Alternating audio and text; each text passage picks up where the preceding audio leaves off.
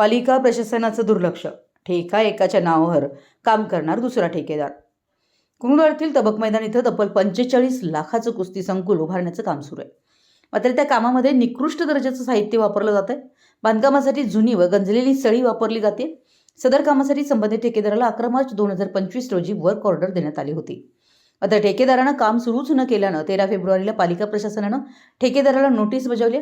Notice दिल्यानंतरच घाईघाईत फाउंडेशनचं काम सुरू करण्यात आलं. याशिवाय ठेका एका ठेकेदाराच्या नावावर असताना प्रत्यक्षात काम दुसऱ्याच व्यक्तीकडून केलं जात असल्याचंही नागरिकांच्या निदर्शनास आलंय. त्यामुळे कामाच्या पारदर्शकतेबाबतही प्रश्न उपस्थित झाल्यास जबाबदार कोणाला धरायचं असा सवाल उपस्थित होतोय.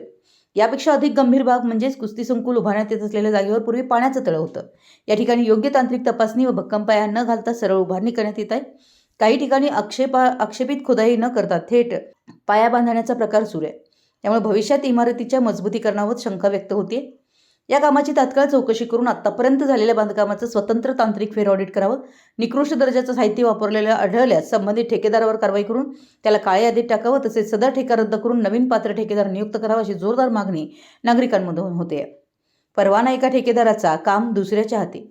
सदरच्या कुस्ती संकुलाचं काम प्रत्यक्षात करत असलेल्या व्यक्तीच्या नावावर हा ठेका नसून त्याला अशा प्रकारचं काम करण्याची अधिकृत पात्रताही नाही. परवाना एका ठेकेदाराच्या नावावर आणि काम दुसऱ्यालाच, अशा प्रकाराकडे पालिका प्रशासनाचं दुर्लक्ष का? या पाठीमागचं गौड बंगाल काय, असा सवाल उपस्थित होतोय. मराठी एस न्यूजसाठी कुरुंदवाडहून संदीप अडसूळ.